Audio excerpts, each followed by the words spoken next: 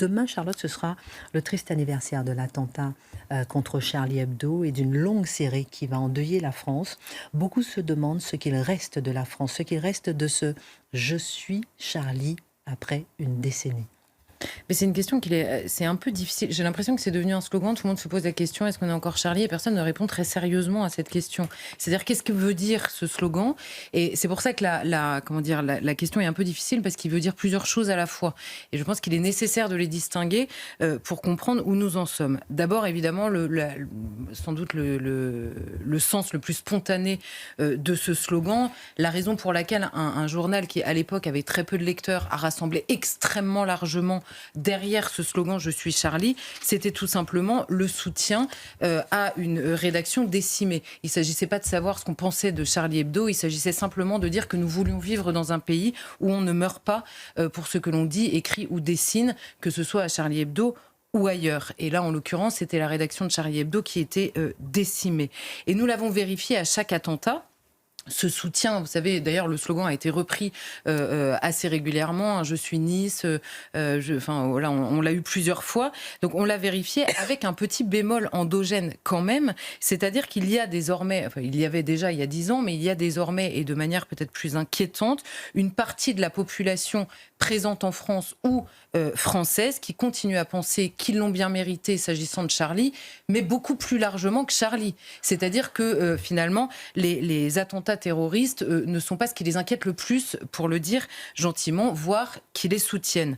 Eux ou d'autres, Charlie Hebdo ou d'autres, on a vu et on en a déjà parlé, l'extension de la protection policière ces dernières années pour toute critique, alors qu'elle soit dans la caricature, mais même qu'elle soit rationnelle, un débat entre intelligence adulte, un débat où l'on avance des arguments, et bien même sur ce terrain-là, certains sont placés sous protection policière. On en a parlé ces dernières années. Voilà pour on va dire, le sens le plus spontané de ce soutien, de ce slogan « Je suis Charlie ». Ensuite, la deuxième partie qui avait provoqué beaucoup de débats à l'époque, c'est l'identification à Charlie. Évidemment, quand on dit « je suis Charlie », ça a l'air de dire « j'embrasse et je suis réellement Charlie Hebdo » et donc tout ce que défend Charlie Hebdo. Alors là, je pense qu'il y aurait eu un intérêt à le faire il y a 10 ans et pendant 10 ans et à le refaire aujourd'hui.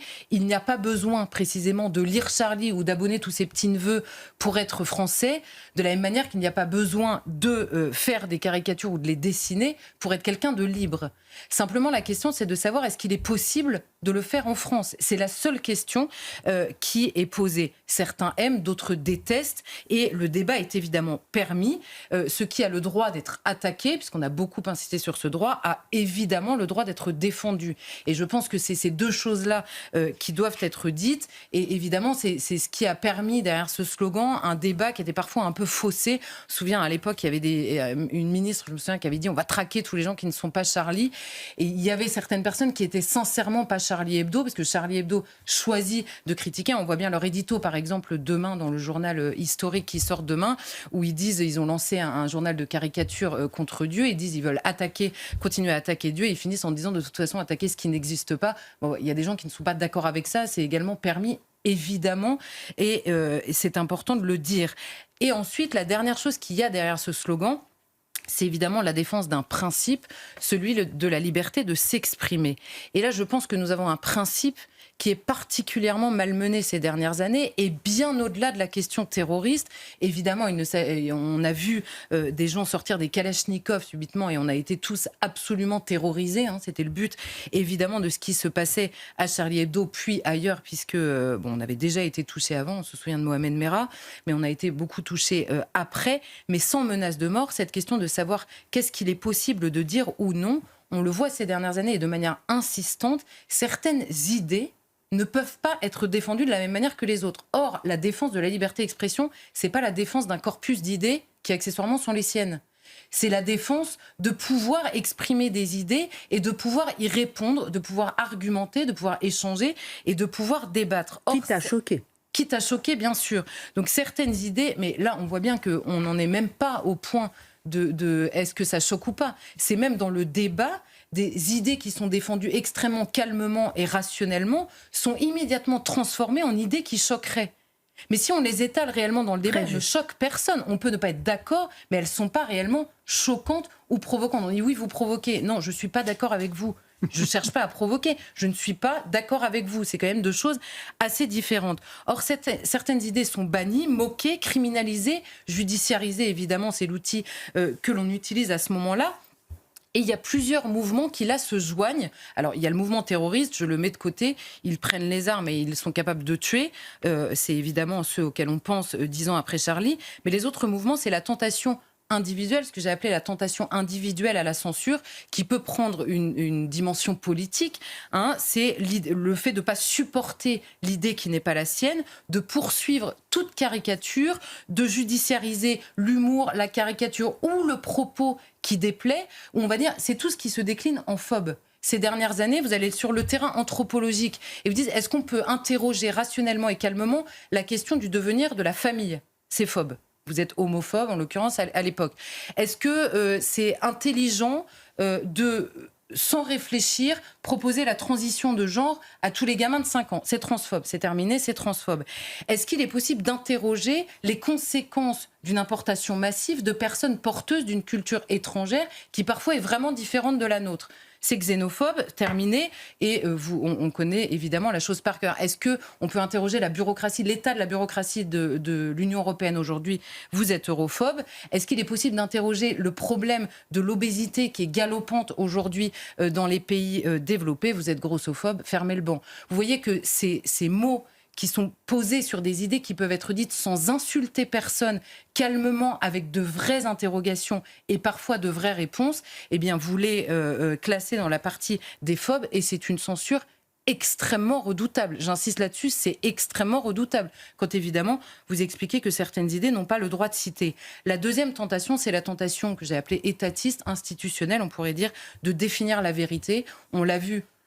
Monsieur nous en a souvent parlé dans cette émission, mais c'est vrai à l'échelle française, c'est vrai à l'échelle européenne, c'est vrai à l'échelle mondiale même. Certains veulent définir la vérité au niveau étatique et renvoient à la fake news ou aux complotistes tout ce qui diffère de la manière dont ils présentent les informations, l'actualité. C'est pas simplement différent, ce serait carrément faux. Et ensuite, la tentation wokiste qu'on a beaucoup renseignée ces dernières années aussi, qui est là d'invisibiliser carrément les mots, les périodes de l'histoire, les réalités ou les personnes très directement quand elles insistent, qui indisposent ou qui contreviennent à la lecture officielle qui est faite. Donc 10 ans après, vous voyez que le chemin est sans doute plus tortueux encore qu'il ne l'était. Vous disiez, Charlotte Dornelas, que c'était aussi l'anniversaire d'Année Noire, marquée par le terrorisme.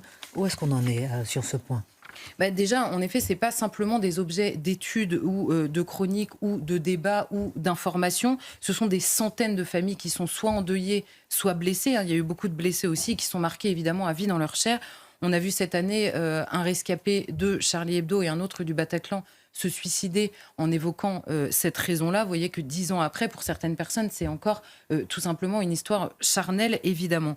Ensuite, la menace terroriste est bien réelle et toujours présente. Vous avez cité le ministre de l'Intérieur tout à l'heure, avec un échec cuisant qui est rappelé par beaucoup d'autorités. Cette menace terroriste, ce terrorisme islamiste en l'occurrence, attire de plus en plus de jeunes et de très jeunes en France. La menace est désormais très largement endogène, elle existe encore de manière projetée, mais elle est très largement endogène et elle attire des jeunes. Et avec une certitude, c'est bien la France que le terrorisme islamique cherche à changer radicalement, sans aucune discussion. Au moment de Charlie Hebdo, certains l'ont rappelé aujourd'hui, au moment de Charlie Hebdo, il y a beaucoup de gens qui se sont dit c'est atroce, on les défend, mais on n'est pas caricaturiste.